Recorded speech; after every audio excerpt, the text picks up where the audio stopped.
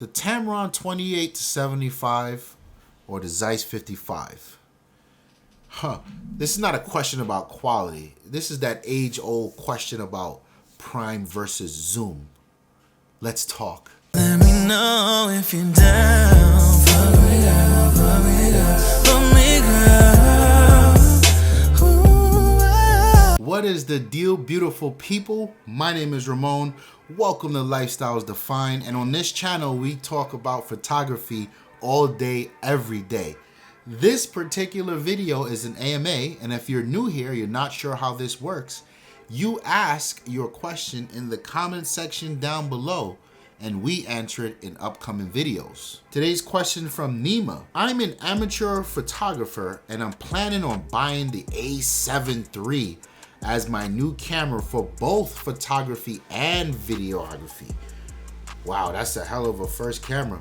Considering my limited budget, which single lens do you suggest me to buy to work with at least a couple months for street photography, traveling, and portraits? The Tamron 28-75 2.8. That's the new one that everyone's going crazy about. Fro Knows Photo just did a review. I actually quite enjoyed his review. Or the Zeiss 55 1.8. Oof, that's a heavy hitter.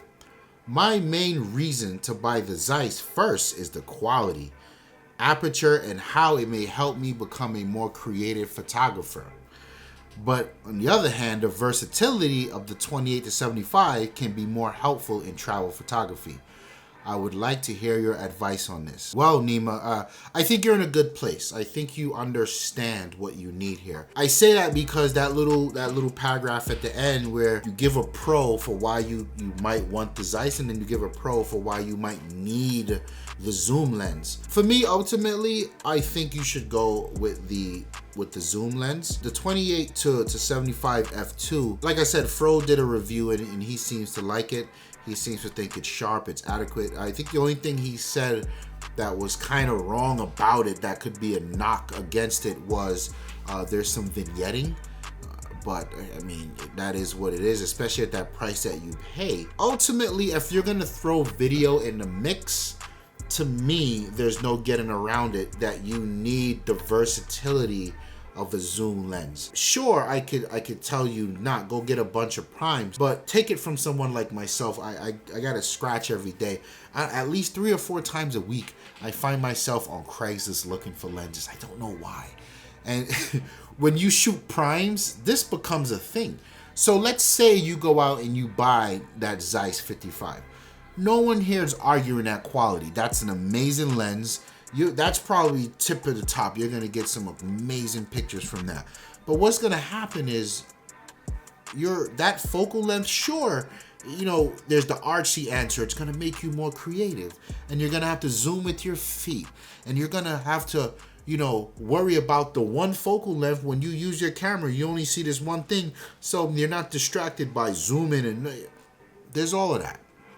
The problem is, somewhere down the line, you're gonna go, well, I need a wide lens. I need something wide.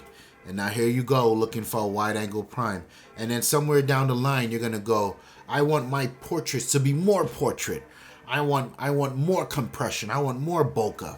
And then you're gonna start looking for a longer lens, like an 85. And it just never stops.